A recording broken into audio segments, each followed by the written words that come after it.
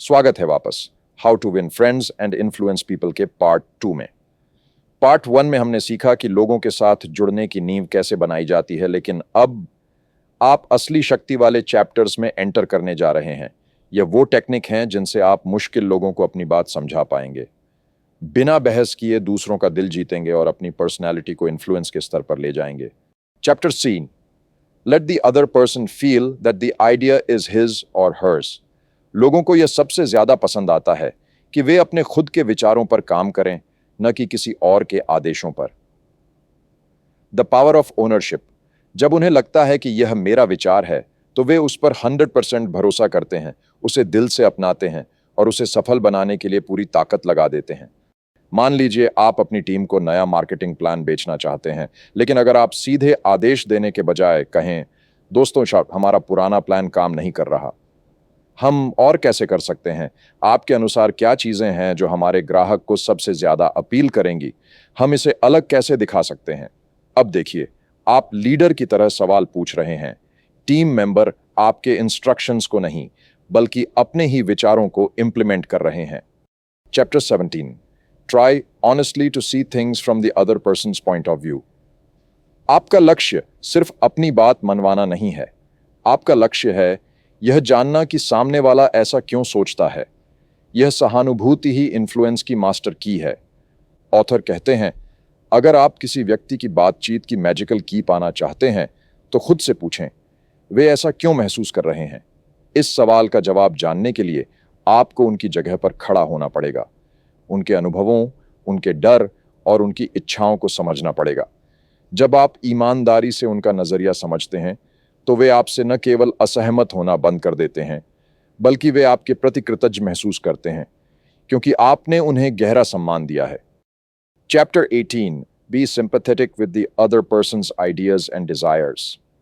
Author कहते हैं, हर व्यक्ति खुद पर दया महसूस करता है, उन्हें लगता है कि उनके प्रॉब्लम्स और वरीज सबसे बड़े हैं। अगर आप किसी को प्रभावित करना चाहते हैं तो उन्हें यह कंफर्म करें, मैं जानता हूं कि तुम कैसा फील कर रहे हो। यह जादू की तरह काम करता है, क्योंकि यह तुरंत रेजिस्टेंस को कम कर देता है। जब आप यह एम्पैथी दिखाते हैं तो आप तुरंत सामने वाले का ट्रस्ट जीत लेते हैं।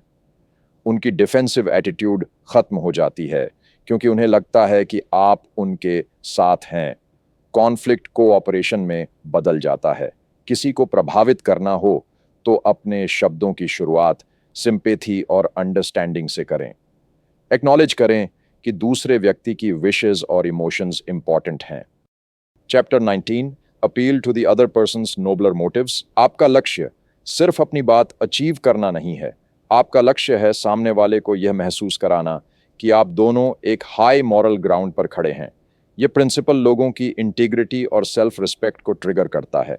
ऑथर कहते हैं, हर व्यक्ति अपने बारे में दो कारण रखता है, एक जो रियल रीजन होता है जो अक्सर सेल्फिश होता है, और दूसरा जो गुड साउंडिंग रीजन होता है जो नोबलर और रिस्पेक्टेबल होता है। अगर आप किसी को प्रभावित करना चाहते हैं तो हमेशा उसके नोबलर मोटिव को एड्रेस करें। जब आप किसी व्यक्ति के हायर आइडियल्स पर अपील करते हैं तो वे खुद को एथिकल साबित करने के लिए आपकी बात मानने को तैयार हो जाते हैं। यह उन्हें एक कंफर्टेबल और डिग्निफाइड रास्ता देता है, जिससे वे बिना अपनी ईगो हर्ट किए आपके सजेशन को एक्सेप्ट कर लेते हैं। आप अपने मैनेजर से एक प्रोजेक्ट के लिए एक्स्ट्रा बजट लेना चाहते हैं जिसे वे फाइनेंशियल रूल्स का हवाला देकर मना कर रहे हैं। अगर आप तुरंत पैसों और अपने वर्कलोड की शिकायत करना शुरू कर देंगे तो वह डिफेंसिव हो जाएंगे। लेकिन अगर आप कहें, सर मैं जानता हूं कि आप इस कंपनी में क्वालिटी और रेपुटेशन को प्रॉफिट से ऊपर रखते हैं, अगर हम यह स्मॉल इन्वेस्टमेंट आज करते हैं तो हम एक ऐसा फ्लॉलेस प्रोडक्ट देंगे जो हमारी ब्रांड इमेज को इंडस्ट्री में एक न्यू स्टैंडर्ड देगा। यह कमिटमेंट हमारी कंपनी की इंटीग्रिटी के लिए है। अब जादू देखिए, आपने मैनेजर को मनी, सेल्फिश रीजन के बजाय क्वालिटी और इंटीग्रिटी, नोबलर मोटिव के तराजू पर खड़ा कर दिया। वह अब कॉस्ट कटर की जगह विजनरी लीडर की तरह सोचना शुरू कर देते हैं। उन्हें डिसीजन लेने के लिए एक रिस्पेक्टेबल रीजन मिल गया जिसे वे दूसरे स्टेक होल्डर्स के सामने भी जस्टिफाई कर सकते हैं। किसी को प्रभावित करना हो तो पहले उनके नोबलर मोटिव्स को पहचानें और एड्रेस करें। उन्हें रिस्पेक्टेबल वे दें ताकि वे आपका आइडिया एक्सेप्ट कर सकें। Chapter 20, dramatise your ideas. आज के फास्ट पेस्ड वर्ल्ड में सिर्फ सच बोलना काफी नहीं है।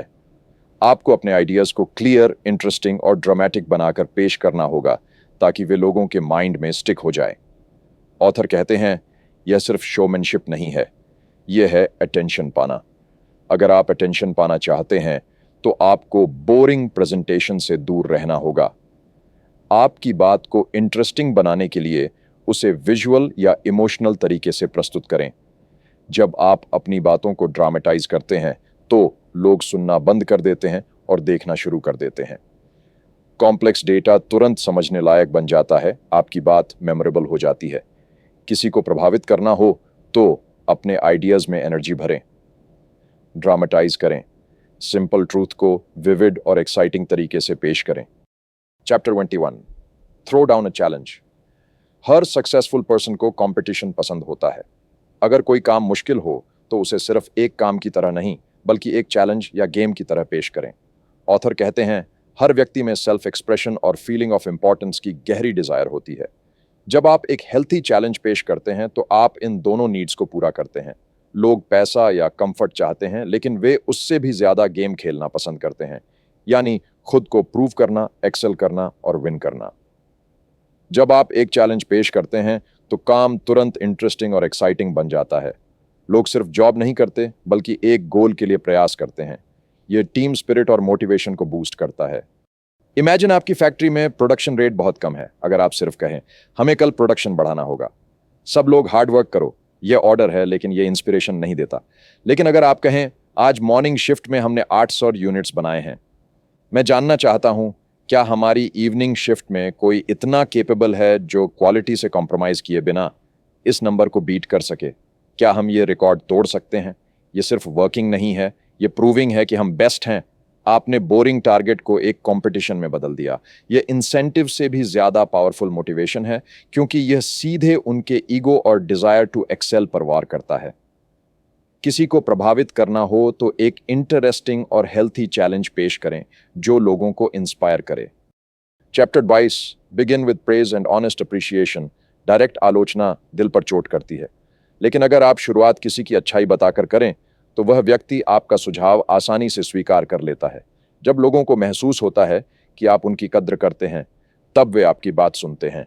शुरुआत में तारीफ करने से दूसरा व्यक्ति मानसिक रूप से खुल जाता है और थोड़ी देर बाद दिए गए सुझाव को सकारात्मक रूप से लेता है। Chapter 23, call attention to people's mistakes. Indirectly जब आप किसी की गलती सीधे उनके चेहरे पर रखते हैं तो उनका ईगो तुरंत जाग जाता है और सुधार की बजाय बहस शुरू कर देते हैं। लेकिन अगर वही बात आप नरमी और संकेतों में कहें तो सामने वाला खुद महसूस करता है, खुद स्वीकार करता है और खुद ही सुधार लेता है।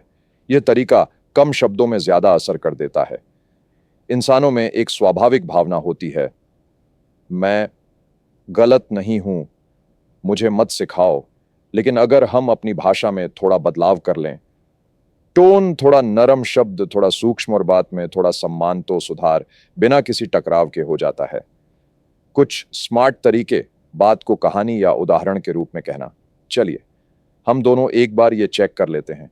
जैसे वाक्य मजाक में हल्का इशारा आया, फिर मैं भी यही गलती करता था कहकर शुरू करना। इससे संदेश भी पहुंच जाता है और रिश्ता भी मजबूत रहता है। Chapter 24, before you criticise anyone, admit your own mistakes first. जब आप किसी को सुधारना चाहते हैं तो उनका पहला रिएक्शन होता है, तुम कौन होते हो मुझे बताने वाले। लेकिन जैसे ही आप अपनी पुरानी गलती, कमजोरी या अनुभव शेयर करते हैं, तुरंत वातावरण हल्का हो जाता है। सामने वाला आपकी बात को स्वीकार करने लगता है। यह नियम इंसान के ईगो को नरम कर देता है। लोग उन सलाहों को ज्यादा मानते हैं जो उन्हें बराबरी के भाव से दी जाएं, न कि ऊपर से आदेश की तरह। जब आप कहते हैं, मैंने भी यह गलती की है, मेरे साथ भी ऐसा हुआ था, मैं भी इसी चीज से जूझ चुका हूं, तो संदेश साफ होता है, तुम अकेले नहीं हो, मैंने भी सीखा है, तुम भी सीख जाओगे और मैं तुम्हारे साथ हूं। ऐसी बातें रिश्ते में भरोसा पैदा करती हैं। Chapter 25, give suggestions not order. सीधी बात, लोग आदेश से नहीं सम्मान से चलते हैं। अगर आप किसी को ये करो कहेंगे तो उसका मन विरोध करने लगेगा, लेकिन वही बात अगर सुझाव की तरह कहें तो व्यक्ति खुद करने के लिए तैयार हो जाता है। जब आप कहते हैं इस फाइल को अभी बनाओ, तो व्यक्ति को लगता है कि उसकी आज़ादी छीन ली गई है। लेकिन अगर आप कहें क्या हम इस फाइल को दोपहर तक तैयार कर सकते हैं, तो व्यक्ति को लगता है कि निर्णय में उसका हिस्सा है। सुझाव देने से व्यक्ति की इज्जत बनी रहती है और वह काम को अपना समझकर करता है, मजबूरी से नहीं, दिल से। Chapter 26, let the other person save face. किसी की ईगो को चोट पहुंचाए बिना उसे सही रास्ते पर लाना लीडरशिप का सबसे इंपॉर्टेंट पार्ट है। किसी की पब्लिक ह्यूमिलिएशन या एम्बैरेसमेंट से उसका सेल्फ रिस्पेक्ट खत्म हो जाता है और वह हमेशा के लिए आपका ओपोनेंट, विरोधी बन सकता है। ऑथर कहते हैं किसी व्यक्ति की फीलिंग्स को चोट पहुंचाना, उसे क्रिटिसाइज करना या पब्लिकली उसे गलत साबित करना एक टेरिबल क्राइम है। किसी की डिग्निटी छीनना आपको कुछ अचीव नहीं कराएगा। अगर कोई मिस्टेक करता है तो उसे चुपचाप और पोलाइटली सही होने का अपॉर्चुनिटी दें। Chapter 27, praise the slightest improvement and praise every improvement. लोगों को परफेक्शन की डिमांड करने के बजाय प्रोग्रेस के लिए अप्रिशिएट करें। ग्रोथ माइंडसेट बनाने का यह सबसे इफेक्टिव वे है, क्योंकि यह बताता है कि एफर्ट मायने रखता है, न कि केवल रिजल्ट। जब कोई इंप्रूवमेंट देखता है, भले ही वह छोटा हो, तो उसे लगता है कि उसका एफर्ट वर्थवाइल है। यह पॉजिटिव फीडबैक लूप बनाता है जो उन्हें नेक्स्ट लेवल के लिए ट्राई करने को इंस्पायर करता है। आपकी टीम का एक ट्रेनी जिसने पिछली बार डेटा एंट्री में 10 मिस्टेक्स की थीं, इस बार उसने 7 मिस्टेक्स की। आप हाईलाइट करें, ग्रेट जॉब, पिछली बार के मुकाबले तुमने अपनी एक्यूरेसी को 30% इंप्रूव किया है। यह ह्यूज स्टेप है। तुम्हारी फोकस और विलिंगनेस टू लर्न साफ दिखती है। बस थोड़ा और कंसंट्रेशन और तुम फ्लॉलेस काम करोगे। Chapter 28, give the other person a fine reputation to live up to. अगर आप किसी व्यक्ति को यह कन्वे करते हैं कि आप उसे ऑनेस्ट, केपेबल या डिपेंडेबल मानते हैं, तो वह उस रेपुटेशन के स्टैंडर्ड पर जीने के लिए हार्ड वर्क करेगा।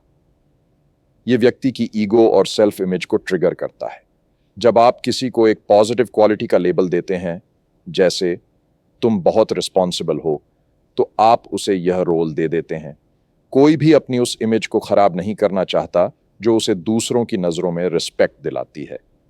अपने सजेशन से पहले व्यक्ति को उसकी आइडियल सेल्फ का रोल दें, जैसे मुझे पता है कि तुम एक रिस्पॉन्सिबल पर्सन हो, या तुम इस टीम के सबसे ट्रस्टवर्दी मेंबर हो। Chapter 29, use encouragement. Make the fault seem easy to correct. लोग इसलिए ट्राई करना बंद कर देते हैं क्योंकि उन्हें लगता है कि मिस्टेक बहुत बड़ी है और वे इंप्रूव नहीं कर सकते। यह फियर ऑफ फेलियर उन्हें आगे बढ़ने से रोकता है। फॉल्ट को दूर करने लायक माइनर हर्डल की तरह पेश करें, न कि तोड़ने लायक जायंट वॉल की तरह। मिस्टेक के गंभीरता को कम करें और इजी सॉल्यूशन को हाईलाइट करें। हमेशा बोलें, यह मिस्टेक इतनी सिंपल है कि इसे ठीक करने में तुम्हें जस्ट 5 मिनट्स लगेंगे, या तुम में स्किल की कमी नहीं है, बस इस स्मॉल डिटेल पर फोकस करना है। Chapter 30, make the other person happy about doing the thing you suggest.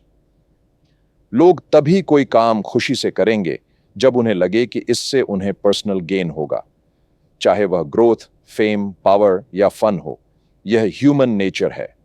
अपने सजेशन को इस तरह से फ्रेम करें कि यह उनके ईगो, एम्बिशन या पर्सनल इंटरेस्ट को सेटिस्फाई करे। काम को अपॉर्चुनिटी या प्रिविलेज की तरह पेश करे। उन्हें यह फील कराए कि यह काम करना उनका आइडिया था या यह काम उन्हें दूसरों से सुपीरियर बनाता है। मोटिवेशन बाहर से नहीं बल्कि अंदर से आनी चाहिए। आप किसी से अर्जेंट वीकेंड वर्क करवाना चाहते हैं। आप कहें, मैं ये इंपॉर्टेंट रिस्पॉन्सिबिलिटी किसी और को नहीं देना चाहता क्योंकि तुम्हारे पास यूनिक स्किल्स हैं और यह प्रोजेक्ट सीधे सीईओ के पास जा रहा है। ये तुम्हारी विजिबिलिटी बढ़ाने का गोल्डन अपॉर्चुनिटी है। ये दिखाएगा कि तुम नेक्स्ट लेवल प्रमोशन के लिए रेडी हो। एम्प्लॉई को ओवर टाइम नहीं दिख रहा, बल्कि प्रमोशन और सीईओ विजिबिलिटी दिख रही है। काम अब बर्डन नहीं बल्कि प्रिविलेज बन गया है। वह हैप्पी होकर और ईगरनेस के साथ काम करेगा। हमने 30 चैप्टर्स की ये इनक्रेडिबल जर्नी पूरी कर ली है।